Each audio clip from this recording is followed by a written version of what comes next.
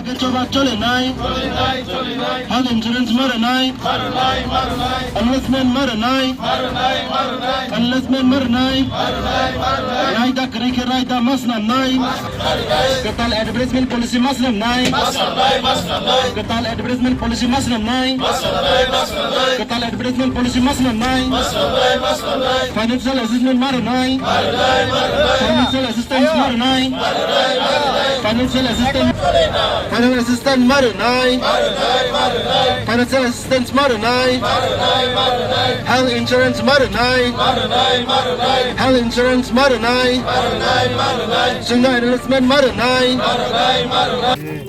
আজকে আমরা খুমলুং প্রেস ক্লাবের তৃতীয় এডিসির আইসিটি দপ্তরে আজকে আমরা টিপা এবং টিপিএমএ পক্ষ থেকে দুই অর্গানাইজেশনের পক্ষ থেকে আমরা আজকে এখানে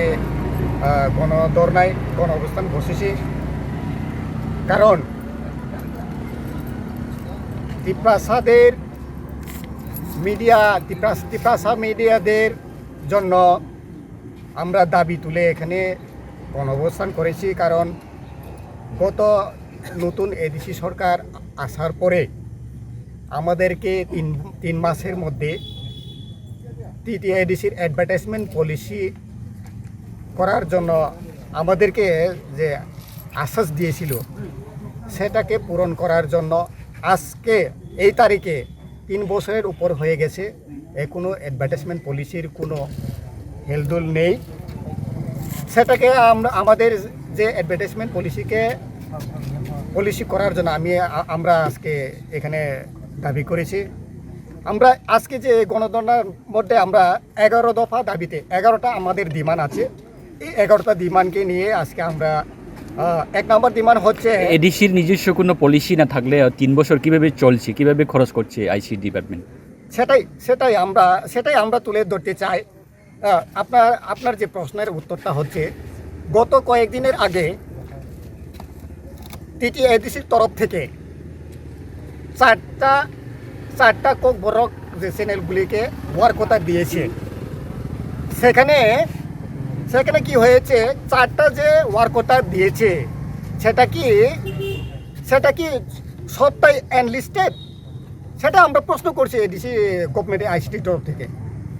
আর যদি এনলিস্টেড হয়ে থাকে তা ঠিক আছে, কিন্তু তার ভিত্তিতেও আমরা আমাদের যে ব্রক মিডিয়া যেহেতু এখনও উন্নতভাবে অন্য চ্যানেলের মতো যাতে করতে পারছি না, এখনও যারা ইউটিউবার, যারা নিউজ কন্টেন্ট যে এখনও পরিবেশন করছেন, তাদেরকে ন্যূনতম একটা দেওয়া হোক, আমরা সেটাই দাবি করছি।